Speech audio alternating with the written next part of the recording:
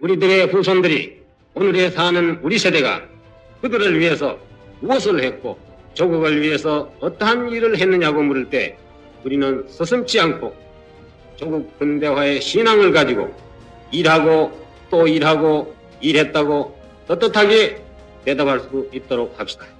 그 시대를 이끌던 지도자의 목소리가 울려 퍼지던 바로 그때 대한민국의 현실은 우리가 상상하는 것보다 훨씬 더 날 것 그대로의 문제를 안고 있었습니다. 1960년대 서울 명동 한복판의 주요 건물 주인은 한국인이 아니었습니다. 부산 차이나타운에 돈줄을 쥔 것도 인천항을 통해 드나드는 무역의 실세도 우리가 아니었습니다. 바로 그때 한 사람이 결단했습니다. 이 나라의 경제를 이 나라 국민의 손으로 되찾겠다. 박정희 대통령, 그분이 펼친 화교 정책의 진실을 지금부터 밝힙니다. 1960년대 초 대한민국의 현실은 참담했습니다. 1인당 국민소득 79달러, 세계 최빈국 수준이었습니다. 한국은행 금융사 자료집에 따르면 당시 제조업 생산액은 북한의 3분의 1에도 미치지 못했고 산업 기반이라 부를 만한 것이 거의 없었습니다. 그러나 더 심각한 문제는 보이지 않는 곳에 있었습니다. 국토연구원이 발간한 국토정책 변천사를 보면 당시 서울 중심 상업지구의 약 30% 이상이 화교 소유였고 요식업과 무역업에서는 그 비중이 더 높았습니다. 박정희 대통령께서는 이 구조를 정확히 꿰뚫어 보셨습니다. 최고회의 의장 시절 참모들에게 하신 말씀이 기록으로 남아 있습니다. 공장을 지어도 소용없다. 돈이 어디서 돌아가는지, 장사가 누구 손에 있는지부터 파악해야 한다. 각하께서는 산업화가 단순히 철강과 시멘트만으로 이루어지는 것이 아님을 아셨습니다. 유통과 금융, 상권과 토지, 이 모든 것이 대한민국 국민의 손에 있어야만 진정한 경제 자립이 가능하다는 것을 말입니다. 당시 화교들은 청나라 말기부터 한반도에 정착해 100년 가까이 상권을 형성해 왔습니다. 그들은 중국 본토와의 연결망을 통해 무역을 장악했고 현금 거래 중심의 폐쇄적 경제 네트워크를 구축했습니다. 박정희 대통령께서 보신 것은 단순한 상권 질서가 아니었습니다. 그래서 결단하셨습니다. 대한민국의 시장을 대한민국 국민의 손으로 되찾겠다고. 한국현대사학회 논문집에는 이런 기록이 있습니다. 박정희 정권의 화교 정책은 단순한 경제 정책이 아니라 불완전했던 해방을 경제 영역에서 완성하려는 시도였다. 1961년부터 시작된 일련의 조치들은 결코 우연이 아니었습니다. 그것은 치밀하게 설계된 경제 독립 전쟁이었습니다.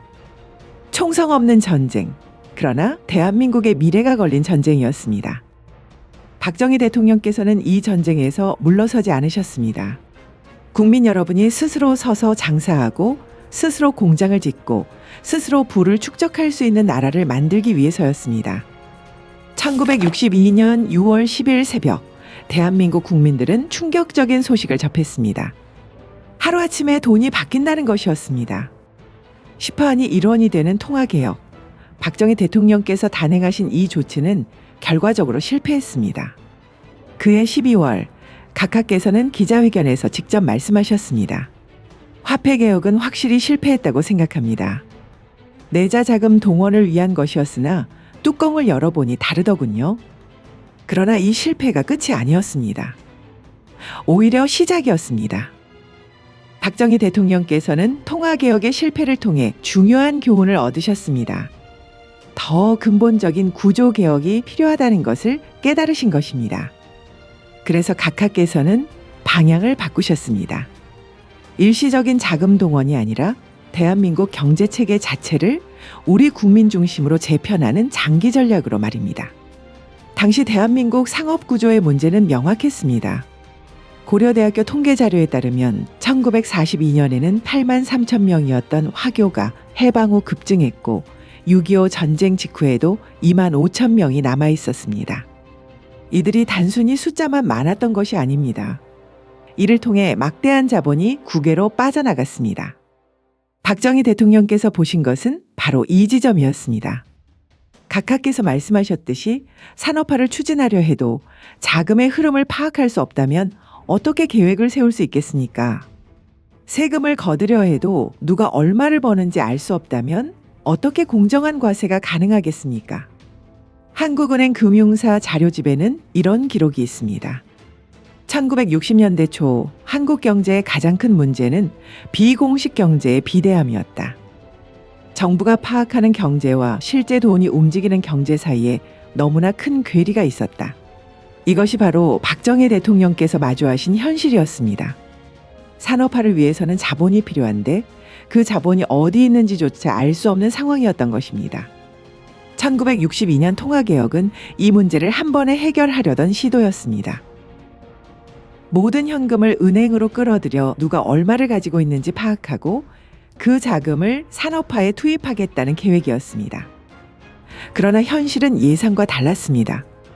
한국민족문화대백과에 따르면 당시 신고된 금액 중 100만 원 이상의 거액은 전체 0.2%, 1억 환을 초과하는 경우는 단 7건에 불과했습니다. 예상했던 화교들의 숨겨진 거액은 나타나지 않았습니다. 그들은 이미 현금이 아닌 금과 부동산으로 자산을 보유하고 있었던 것입니다. 오히려 이 실패를 통해 더 정확한 진단을 내리셨습니다. 1961년 박정희 대통령께서는 외국인 토지 소유 금지법을 제정하셨습니다. 이 법은 단순한 규제가 아니었습니다. 대한민국의 땅은 대한민국 국민이 소유해야 한다는 경제 주권의 선언이었습니다. 이 조치로 화교들이 소유한 막대한 토지가 한국인의 손으로 넘어오기 시작했습니다. 1945년 8월 15일, 우리는 정치적으로 해방되었습니다. 그러나 경제는 여전히 타인의 손에 있었습니다. 박정희 대통령께서는 그 경제마저 우리 손으로 되찾으려 하셨던 것입니다. 실패는 부끄러운 것이 아니었습니다. 실패를 인정하고 더 나은 방법을 찾아내는 것, 그것이 진정한 리더십입니다. 1962년 통화개혁의 실패는 박정희 대통령께 더 정교하고 근본적인 정책을 설계할 기회를 주었습니다. 그리고 그 결과가 바로 1960년대와 1970년대의 경제 기적으로 이어졌습니다. 1970년 박정희 대통령 정부는 외국인 토지법을 일부 완화했습니다. 그러나 그 내용을 보면 이것은 완화가 아니라 더욱 정교한 통제였습니다. 사업용 부동산은 165제곱미터 이내, 주택은 661제곱미터 이내, 숫자가 의미하는 바는 명확했습니다. 정확히 중국집 테이블 4-5개를 놓을 수 있는 크기였습니다. 대규모 무역업도, 도매업도, 제조업도 불가능한 크기입니다. 오직 소규모 요식업만 할 수 있는 공간이었습니다. 6.25 전쟁이 끝나고 화교들은 가장 높은 비중을 차지했던 상업을 포기하고 요식업에 주력할 수밖에 없었습니다. 1950년 창고 봉쇄령과 1962년 외국인 토지 소유 금지로 인해 화교 농민들이 몰락하고 화교 상인들도 헐값에 땅을 팔게 되었기 때문입니다.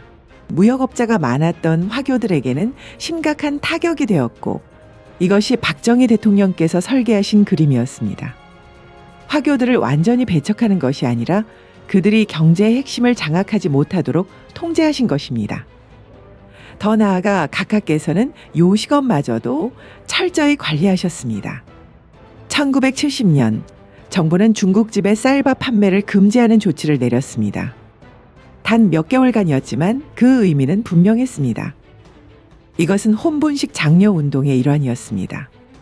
당시 대한민국은 쌀이 부족했고 정부는 밀가루를 비롯한 혼분식을 장려하고 있었습니다. 정부는 중국집의 밀가루 음식 가격을 엄격히 통제했고 쌀 음식의 판매는 금지했습니다. 여기서 더 중요한 정책이 있었습니다. 짜장면 가격 통제입니다. 정부는 중국집이 짜장면 가격을 마음대로 올릴 수 없도록 했습니다. 가격을 올리려면 정부의 허락을 받아야 했습니다. 당시 중국집의 80% 이상을 화교들이 운영하고 있었고 이들은 밀가루 거래의 상당 부분을 장악하고 있었습니다. 짜장면 가격을 통제함으로써 밀가루 가격 상승을 억제하려 했던 것입니다. 이것이 가혹한 조치였느냐는 논란이 있을 수 있습니다. 그러나 박정희 대통령께서는 분명한 목적을 가지고 계셨습니다. 서민들의 먹거리 가격을 안정시키는 것, 그리고 화교들이 독점하던 밀가루 유통 구조를 해체하는 것이었습니다. 실제로 혼분식 정책은 화교들에게만 적용된 것이 아니었습니다. 한국인이 운영하는 식당도 마찬가지였습니다. 박정희 대통령 정부의 혼분식 정책은 강력했고 모든 식당에 공평하게 적용되었습니다. 그러나 화교들에게는 이것이 심리적으로 더욱 큰 압박이었습니다. 1970년대 중반 한국 정부의 화교 정책에 지친 화교들의 탈한국 엑소더스가 시작되었습니다. 그들은 대만으로, 홍콩으로, 미국으로, 캐나다로 떠났습니다. 그리고 그 자리를 누가 채웠습니까? 바로 한국인입니다. 이것이 바로 박정희 대통령께서 원하셨던 그림이었습니다. 대한민국의 시장을 대한민국 국민의 손으로 되찾는 것 말입니다. 물론 이 과정이 순탄했던 것만은 아닙니다. 한국인 자영업자들도 처음에는 서툴렀습니다. 화교들이 100년 가까이 쌓아온 상업 노하우를 하루아침에 따라잡을 수는 없었습니다. 그러나 중요한 것은 기회였습니다. 장사할 기회, 자본을 축적할 기회, 경제적으로 자립할 기회를 말입니다. 1960년대 말부터 1970년대에 걸쳐 대한민국의 상권 지도가 완전히 바뀌었습니다. 서울의 중심가에서 화교 간판이 사라지고 한글 간판이 늘어났습니다. 인천 차이나타운은 쇠퇴했고 그 주변으로 한국인 상권이 확장되었습니다. 고려대학교 통계에 따르면 1976년까지 화교는 더 이상의 유입도 유출도 없이 자연 증가만 했지만 1960에서 1970년대를 거치면서 1만 명이 떠났습니다. 이 모든 정책의 핵심에는 박정희 대통령의 확고한 철학이 있었습니다. 동남아시아를 보십시오. 태국의 경제는 화교가 장악했습니다. 필리핀도 말레이시아도 인도네시아도 마찬가지입니다. 그 나라 국민들은 자국에서 경제적 주인이 되지 못하고 있습니다. 1970년대 중반 박정희 대통령의 화교 정책은 완성 단계에 접어들었습니다. 토지는 한국인 소유가 되었고 상권은 한국인이 장악했고 자영업은 한국인의 생계수단이 되었습니다. 그리고 이것이 바로 1970년대와 1980년대 대한민국 경제성장에 보이지 않는 토대가 되었습니다. 중소상인들이 돈을 벌었고 그 돈으로 자식을 교육시켰고 그 자식들이 대기업에 취직하거나 새로운 사업을 시작했습니다. 경제의 선순환이 시작된 것입니다. 당시 경제지 보도는 이렇게 평가합니다.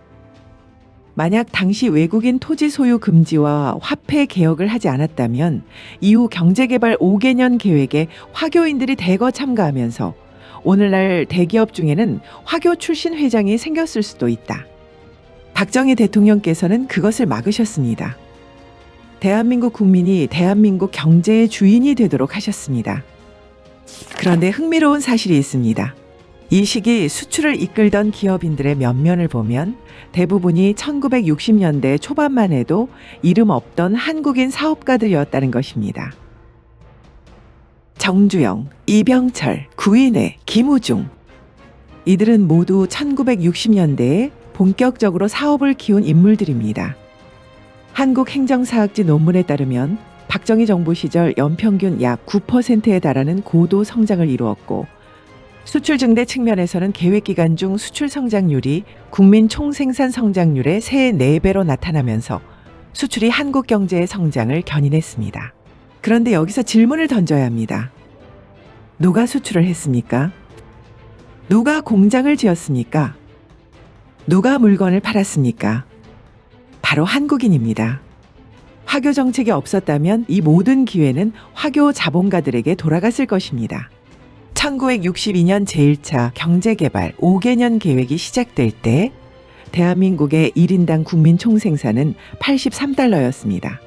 우리 역사의 자료에 따르면 1966년 1차 계획이 끝날 때는 126달러로 증가했습니다. 연평균 7.8% 성장입니다. 그런데 이 숫자 뒤에 더 중요한 변화가 있었습니다. 누가 그 돈을 벌었느냐는 것입니다. 1960년대 초반만 해도 서울 명동의 큰 건물주는 대부분 화교였습니다. 남대문 시장의 도매상도 화교가 많았습니다. 그런데 1970년대가 되자 이 구도가 완전히 바뀌었습니다. 건물주도 한국인, 도매상도 한국인, 공장주도 한국인이 되었습니다. 이것이 얼마나 중요한 차이인지 아십니까? 화교가 돈을 벌면 그 돈은 대만으로, 홍콩으로, 중국 본토로 빠져나갑니다. 그러나 한국인이 돈을 벌면 그 돈은 대한민국에 남습니다. 자식을 한국 학교에 보내고 한국 땅에 투자하고 한국에서 사업을 확장합니다. 1970년대 중반 새마을 운동이 전국을 휩쓸었습니다. 농촌이 변했습니다. 초가집이 사라지고 슬레이트 지붕이 들어섰습니다. 비포장 도로가 포장되었습니다. 전기가 들어오고 전화가 들어왔습니다. 이 모든 변화의 재원이 어디서 나왔습니까? 바로 도시의 자영업자들, 중소기업들이 낸 세금에서 나왔습니다. 만약 그 자영업자들이 화교였다면 어땠을까요? 그들은 한국 정부에 세금을 제대로 냈을까요? 아니면 중국식 지하경제 네트워크를 통해 빠져나갔을까요? 답은 명확합니다. 1960년대 초 정부가 화교들의 자금 흐름을 파악하지 못했던 것을 기억하십시오. 통화개혁을 해도 거액이 나오지 않았던 것을 기억하십시오. 1976년 대한민국의 경제성장률은 14.1%를 기록했습니다. 경이로운 숫자입니다. 말레이시아의 마하티르 총리는 이렇게 말했습니다.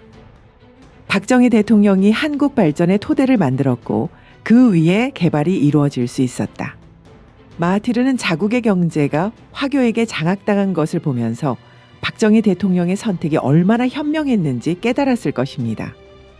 1979년 10월 26일 박정희 대통령께서 서거하셨을 때 대한민국의 1인당 국민소득은 1647달러였습니다.